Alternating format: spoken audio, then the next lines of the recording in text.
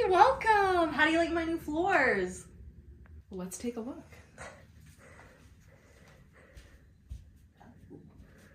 Oh my.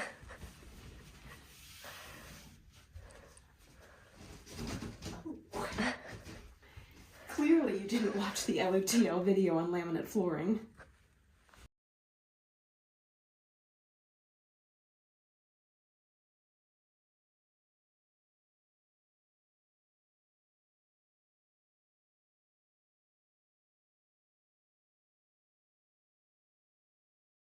This is the laminate flooring we're going to be installing in the treehouse. It's waterproof. It's got a built-in underlayment.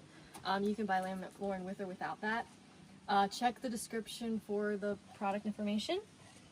But I do want to say that this does have the attached underlayment, but we decided we are going to add an extra layer of underlayment just because this treehouse is in a very humid environment. And it's not climate controlled, so we want that extra protection from moisture. And I would recommend doing this if you install flooring in a basement or any other humid environment.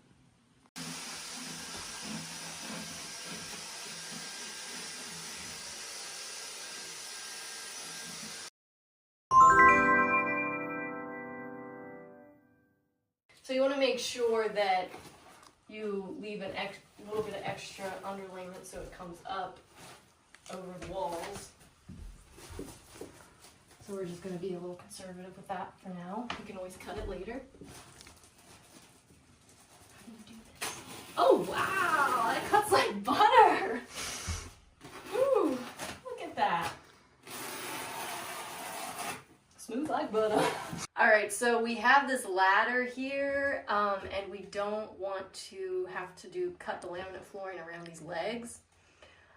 So to make it easier, this isn't a load-bearing ladder, so we're just going to hack the legs off. Alright, I'm nervous. I am too. Alright, let's get a good angle. Let's not cut to the outside of the treehouse. Yes, let's not That's do the that. key. It's a little intimidating to use it.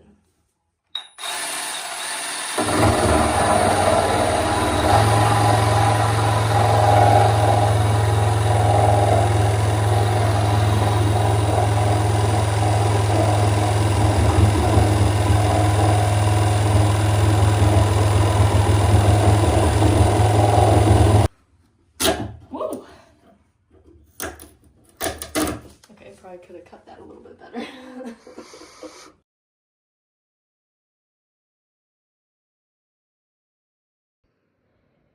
Before you begin installing, it's a good idea to lay out your planks along the width of your room so you can see how wide the final row is going to be. If your final row is very narrow, say under about 2 inches, it can look awkward and be difficult to cut and install. If it is under 2 inches, instead of starting with a full width plank on the first row, you'll want to cut it a bit widthwise to allow that last row to be wider. So as you can see here, our last row is a couple of inches, so we are good.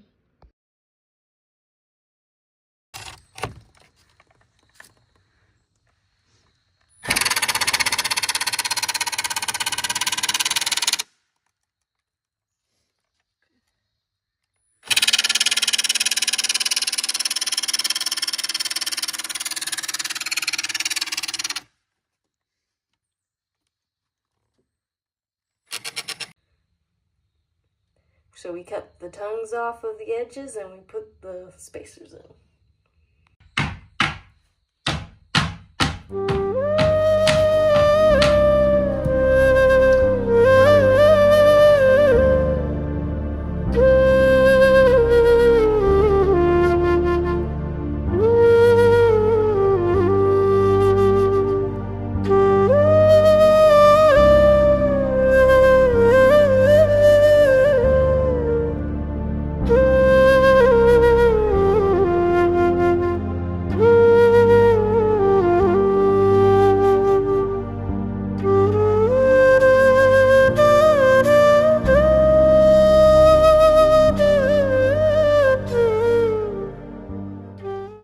So we might have some sawdust or dirt in the grooves that's preventing our planks from clicking together. So we're just taking a cleaning brush, any brush will do, and brushing along the grooves. And I did see quite a bit of dust and debris coming out, so hopefully that helps.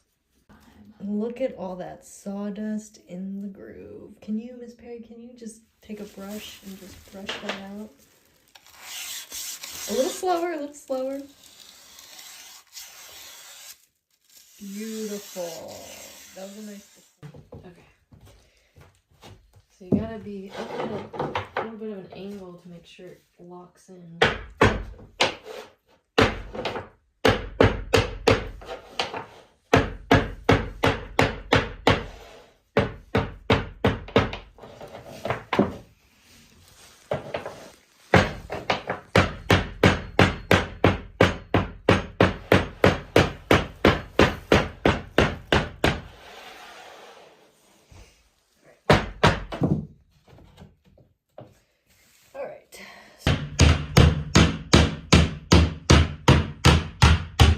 Alright, it smells like burnt rubber. I think we should stop. Well, the gap is not closing. Yeah. You can see.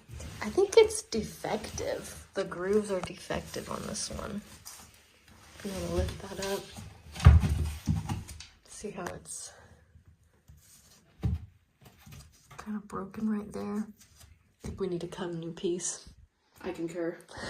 I love it.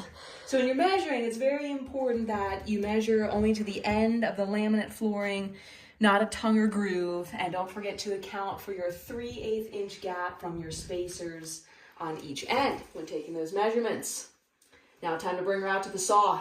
This is how we do it. Yep, when you're out in the woods, the wilderness. No table. No We may table. do with what we have. Yep. Very resourceful. Okay, just hold her steady. Beautiful cut. So we've measured this one 3 times. So we just take a T-square to get a nice straight line, and then we get a box cutter to make a mark for the initial cut. Beautiful. Does that look good? Looks very good to me. Nice and square. Always want to cut the back of the laminate to avoid damaging your precious face. Yes. Thank you. All right.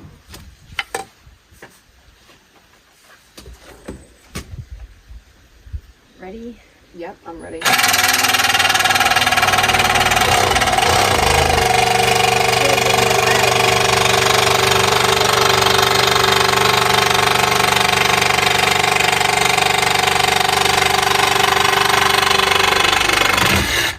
Were you making faces at the camera? Might have been.